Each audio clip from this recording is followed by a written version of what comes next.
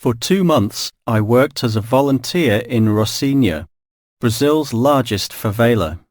There, I was occupied with assisting in surgeries and giving talks on dengue fever prevention. Living among over 200,000 residents in just 1.45 square kilometers, I experienced the numerous challenges they faced every day. However, I was amazed by how they remained supportive of each other and were resourceful in overcoming their difficulties. As I walked through the streets of Rocinha, I was impressed by the small concrete and brick houses standing closely together, as if to support one another. The neighborhood was not what I had imagined. In fact, it wasn't in bad condition at all. The houses were well constructed and supplied with essential services. There were also facilities such as banks, markets, and clinics nearby that made life convenient for the residents. However, the buildings were so close together that only one person could squeeze between them at a time. They looked as though they were supporting each other, and they fulfilled the residents' needs. During my first month in Rocinha, I began to notice that, like the buildings, the residents also support each other. It was clear that they faced adversity by becoming a united front. Outsiders might find it challenging to survive the tough environment here, with gangs and violent crimes occasionally around.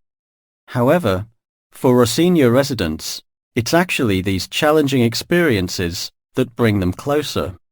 This community bond can be seen in their shared use of combis, which are colourful buses that run on Rocinha's narrow streets.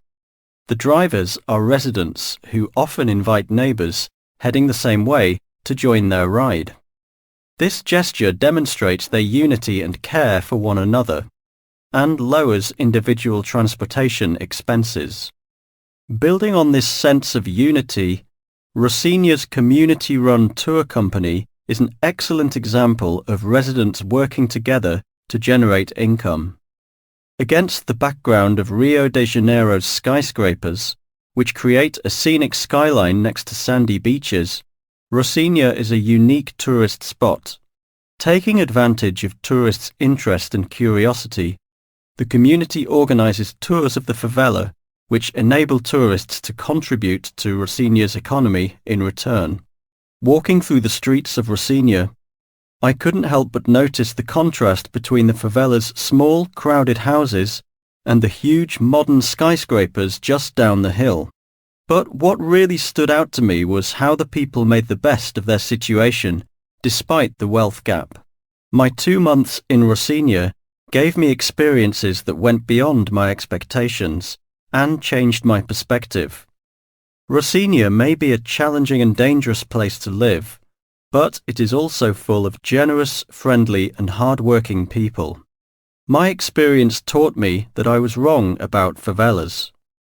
Now that I am no longer in Rocinha, I want to help other people understand and overcome their stereotypes of favelas.